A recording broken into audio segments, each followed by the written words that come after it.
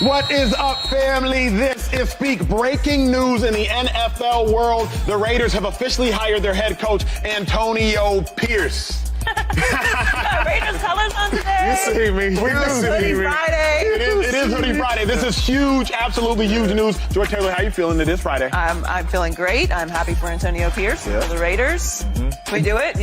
Am I allowed to do it? Go ahead. Joy, hit it. Let me see you hit it. Raiders! I love it.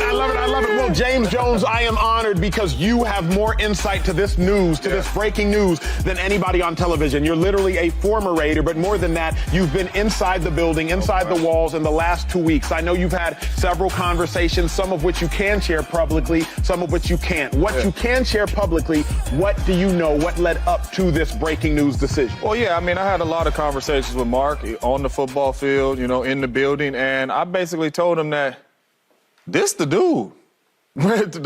This is your guy right here, and I understand there's a lot of sexy hires out there and all that, but what Antonio Pierce has done in this building with the locker room, the players is coming out saying that they want trades day near if Antonio Pierce don't get the job.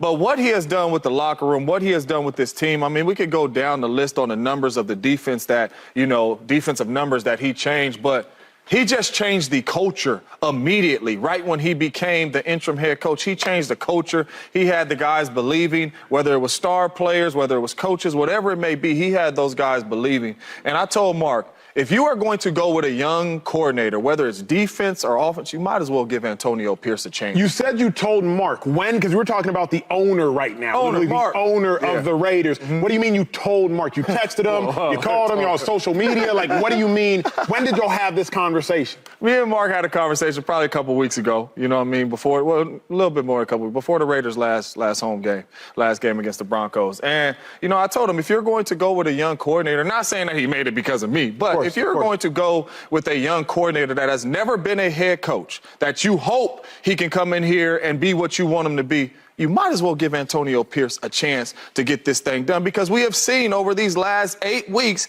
him completely change this organization. The way the guys was playing on the football field, the way the guys responded to him, the energy and effort that they played with. The Raiders were out of the playoffs, and you couldn't tell when they played the Broncos. Them boys was flying. It's just a different culture that he built over there. And I'm like, if you're going to give a young guy a chance, you might as well give Antonio Pierce a chance, who has a stranglehold on this locker room, who guys believe with what he says is going to happen. I think this is a great hire for the Las Vegas Raiders. I'm excited. My dog AP is in the building, and I know he has a plan on how he's going to get this thing turned around. Joy, did the Raiders get it right? They've tried John Gruden. They've tried Josh McDaniels. They've tried with big hires, with sexy hires, with coaches that have won Super Bowls before in Gruden, offensive coordinators in Mike McDaniels that have won Super Bowls, plural, that have coached the greatest quarterback of all time in Tom Brady. So it's not like the Raiders haven't hired big head coaches, haven't hired credentialed head coaches, but now they hire Antonio Pierce. No head coaching experience outside of interim.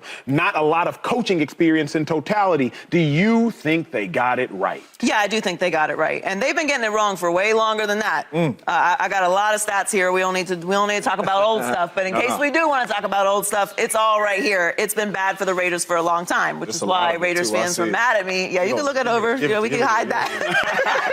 It's a lot. That's why Raiders fans were mad at me earlier in the season when I said that it's been a failure, because it really has been. It's been a failure of historical levels. They've gone through a lot of coaches, a lot of changes, a lot of different tries here and there. Does this work? Does that work? We'll pay this guy to this. We'll bring in this person that's done this.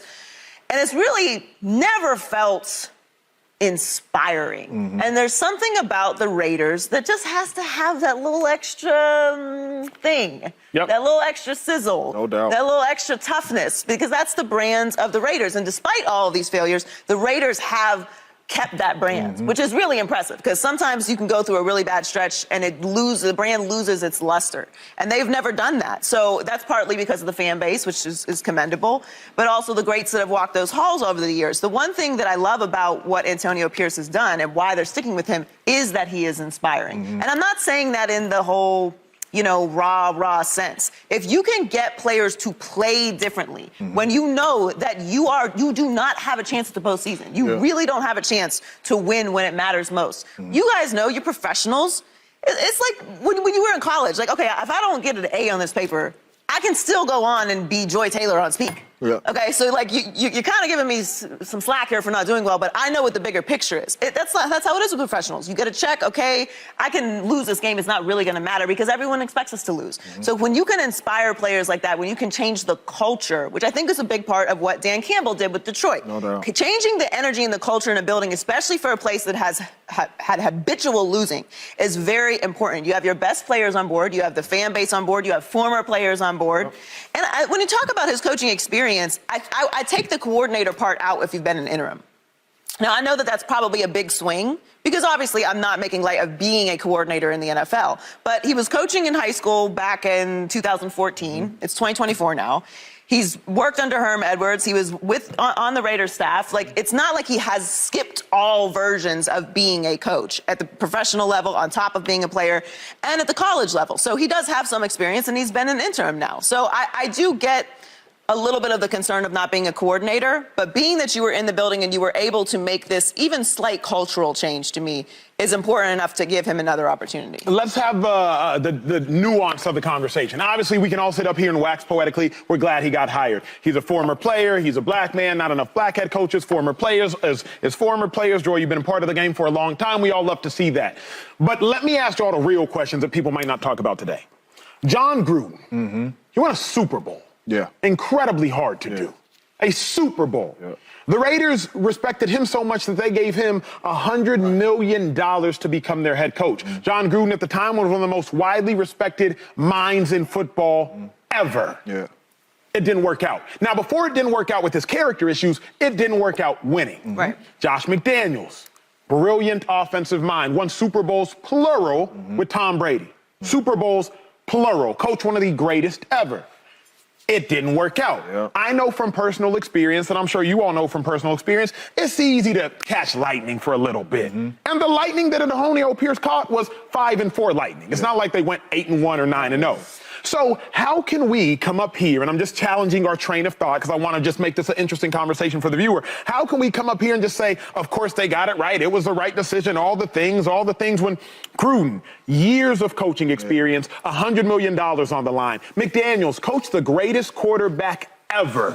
Didn't work. Gruden didn't work. Jack Del Rio had some success before Oakland, didn't work. Now, I do believe Jack Del Rio, it did work. He had a 12-win season, went to the playoffs. But many say it didn't work. How in the world, James Jones, can you tell me that Antonio Pierce was the right decision when I tell you John Gruden's resume was 1,000x Antonio Pierce's, and it didn't work? Yeah, and all those resumes is good, but it didn't work, right? So for me, that really means nothing. But when you really talk about Antonio Pierce, the reason why I believe it's a great hire is because let's take it to the football field. Yeah. Took over the 14th ranked defense, finished numero uno. Right? He's a defense. Over that period of time. Over that period of time. The defense, over that period of time that he was the head coach, they finished the #1 defense in football. That is his side of the ball. That's him getting those guys to play at a very, very high level, right? So when you talk about his football IQ and being able to get dudes to play, that's what he did. The Raiders have never looked like this. Under Gruden, under McDaniel, they have never looked like this. The way they were playing football was the Raiders style of football. When you just turned on the tape, if you watched it on silent, you'd be like, that team wanted more, point blank, period. And that team was finding ways to win with a rookie. Yeah. With a rookie, this team went into Kansas City and said, here, Patrick Mahomes, take, like, with a rookie. So I can only imagine, and the reason why I'm so excited is because it's one thing about Antonio Pierce. He know how to scout players. He know how to get football players in there. He's been doing that since he was at Poly, when he was at Arizona State. He knows what it is supposed to look like and a team is supposed to look like and exactly what he needs. When I see him visualizing and getting his players in there, the players that he needs to win, I think this organization is going to take off because from what I've seen from him, he's led me to believe that. This team got better when you took over, and it ain't even close. Joy, 6th grade, Mr. McCarron, my favorite substitute teacher. He was a math teacher, right? My regular math teacher, he got sick. Mr. McCarron came in, and it was fun. Yeah. He was different. He found a better way to teach things. It was great. But then the teacher who got sick, he moved on, never taught again, and Mr. McCarron became the permanent teacher. He wasn't my favorite no more. Because them jokes got tiresome after a while. Those lesson plans got tiresome after a while. He became more agitated because now he was no longer the substitute, so the expectations were higher. There became a lot more expectations of Mr. McCarron. And all of a sudden, what he was once great at, just being a substitute, when he became the permanent, he wasn't that great anymore. Why the belief that Antonio Pierce, who now has to be the permanent teacher, he's no longer the substitute head coach. Now he's the permanent head coach. Now he's responsible for the roster. So if the roster don't look good, it's on him. No doubt. Now he's responsible for off-season team activities. So the team doesn't start the season great, it's on him. Now we won't look at 5-4 glowingly. We'll look at 5-4 as a disappointment. It's on him. Why the confidence that this will last and it won't just be 9 games? Because now the expectation's real high. Why not? Yeah. Why not? There's coordinators with huge resumes. What happened in Denver before Sean Payton got there? Nathaniel Hackett. He had a really nice resume before he got there, right? He did. Yes, he did. Multiple MVPs, he's coached one of the greatest quarterbacks of all time, and it didn't look good. And I'm not taking a shot at Nathaniel Hackett, but my point is, there are guys who have brilliant resumes, who have a lot of experience, who end up not being successful. Why not? And he does have a resume. He was in the building. He had the opportunity to try and turn things around. And to James's point, his side of the ball was turned around. And that was in a short amount of time. And no, 5-4 isn't 8-1, but it's still a winning record. And he had what to work with. So maybe it's a great hire. Maybe it's not. But I don't think there aren't things to be excited about with what we've seen from him being there, with the response from the locker room, with the response from the fans, with the response from the owner. And while they've had a long history of disappointments, they have $43 million in cap space. That's the 12th most in the league. They have Aiden O'Connell in the building, his 4th-round pick. You know, we'll see what he develops into. But they also have the 13th overall pick in a very deep quarterback draft. So they may have an opportunity to actually get their next quarterback. No question. So they're not. It's not like they're completely out of the conversation of getting a quarterback in this draft, which is huge. They have Aiden O'Connell in the building, so if they need to slowly bring that quarterback along, they have someone there. He's still on his rookie deal. Now, obviously, they have Jimmy G as well, and you know who knows what's going to happen with that.